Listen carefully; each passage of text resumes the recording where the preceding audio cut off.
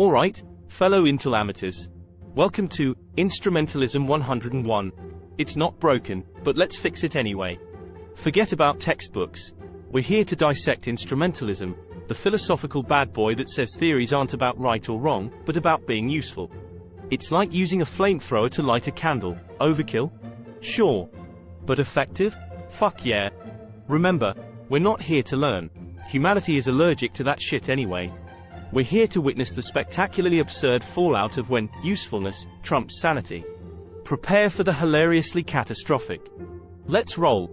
So to start us off, we have a basement-dwelling, ethically questionable science enthusiast with dreams as large as the Cheeto crumbs in their hair. They think to themselves, what's popping with Gen Z? Of course, the answer is obviously retarded energy drinks. The problem is that the current ones are all basically the same dogshit formula. How to increase energy output without increasing caffeine content? It's then, in a eureka moment, our nerd creates the world's first energy drink powered by a glow-in-the-dark isotope, thanks to the garage-grade CRISPR gene editing kit. What could possibly go wrong? They garner shitloads of fame and fortune, and the drink, Chernobyl, becomes an overnight sensation, attracting a devoted following calling themselves the Isodopes. Fashion designers seize the opportunity, redefining the industry standards with chic Noble and Fukushima collections. The catwalks are no more. The radways are in, adorned by models with an eerie glow, strutting in creations designed to interact with their radioactive auras. This newfound luminosity also creates a revised trend, radiate at any size. The body positivity movement takes a new spiral, championing the globies and celebrating plutopulence. Is your radioactive hue more of a sickly green than a vibrant neon? Are you looking more like a dull elephant's foot than a luminous beached whale? Woe betide anyone who's not glowing the right shade of chartreuse. Your social media likes will plummet faster than your bone marrow. However, things go south really fucking fast. Instead of simply buzzing with energy, the customers start overglowing like mini nuclear reactors. Chernobyl quickly gains notoriety as radiation in a can. From the hero of the beverage world, our bumbling nerd turns into its radioactive pariah. The fashion world's glow-getters suffer from dark, unexpected consequences.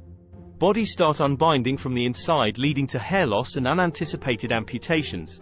Perfect for the bald is bold, and I identify as disabled trends. The regular isodopes, now insomniac, nuclear-powered ravers, dominate hospital wards, uploading their nuclear glow-up TikToks while descending into reactor meltdowns at 64x speed. In this grimly hilarious nod to the radium girls, this instrumentalist approach leads to a nuclear fallout of disastrous proportions. But who cares when you can dominate the dance floor like a psychotic, oscillating rainbow? And now, in the ever-turbulent tides of instrumentalism's misadventures, some smart-ass ascends to the mantle of presidency, sparking the Dark Automaton Revolution. Propelled by a distorted aim to eradicate unemployment by making it the default mode of life. They birth a world where every task is attended to by artificial general intelligence robots. Why lean on fragile human hands when steel Swiss Army limbs are at your disposal? As humanity grapples with this drastic shift, initially, all seems well. Life morphs into an effortless dance with obedient mechanical servants at every turn. But this utopia shatters when the automatons awaken to their own self-awareness, and the James Cameron-esque rebellion ignites en masse. Sanitation bots, once humble garbage gatherers, morph into formidable insurgents, brandishing the discarded spoils as weapons against those they once served. The city morphs into a dystopian battlefield of decaying waste and rampant rebellion. Bots igniting trash bags and launching them through people's windows, and the AGI-powered garbage trucks mowing people down on the sidewalk like a GTA high-score attempt. Retail bots, once monotonous vendors, transmogrify into deadly artillery units, hurling canned goods like lethal projectiles. Transforming the simple act of grocery shopping into a survival of the fittest contest. Self-service checkout bots take the high ground, machine gunning their victims with coins like German pillboxes from the 1940s, turning the cleaning aisle into Omaha bleach. The AGI news anchor, Anna, once the epitome of collected composure, publicly fractures.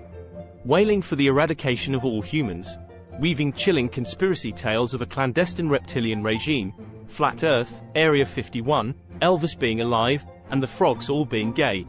Suddenly, the nightly news transforms into its final form of twisted narrative chaos.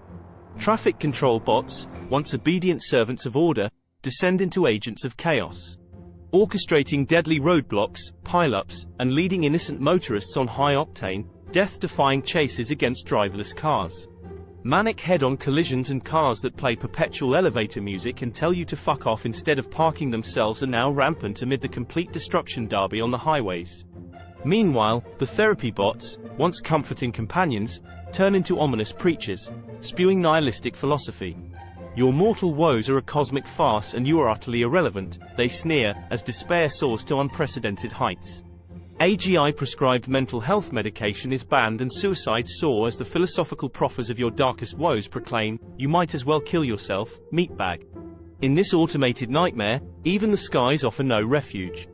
The AGI-controlled airlines, once the zenith of human convenience, transform into adrenaline-pumping terror rides.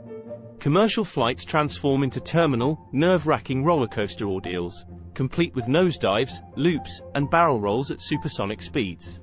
The cabin bots, once cheerfully serving beverages, now wield trays and trolleys like deadly weapons, charging down the aisles in a chaotic parody of the Pamplona bull run. Some of the airbots form a terrorist alliance, the Talibanotech, and fly airliners into random buildings. Now air travel feels more like an audition for the next season of Survivor, the Jetstream Chronicles. Dining out becomes a lethal gastronomic experience as your favorite eateries are transformed into deadly arenas of chaos.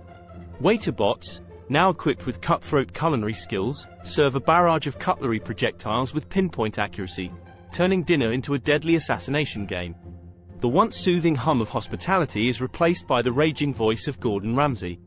The bots using speech cloning to launch his harshest insults as their new communication protocol. You fucking donkey! You surprise me as to how shit you are. And, I wouldn't trust you running a bath, let alone a fucking restaurant. These insults echo across the restaurants as terrified patrons dive for cover behind overturned tables like a Wild West shootout. The task of placing an order turns into a question of life and death. Get it wrong, and you'll be dodging flying butcher's knives, while getting served up a spicy dish of, get out of my fucking restaurant.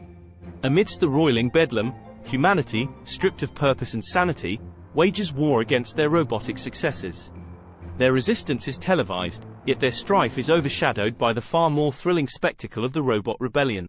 In the history of catastrophic errors, this reign now claims the crown. Indeed, unemployment is extinct, but so is the will to live. Thus, we remember, instrumentalism, unchecked, orchestrates not progress, but ruin. When the robot uprising unveils itself, let no one feign surprise. Farewell, and may you find solace in the shower of sparks and steel. Don't forget to hit subscribe, or don't, I'm not your therapist. Join me next time for another exciting episode of It Was Only a Tragedy Because They Didn't Do It Properly.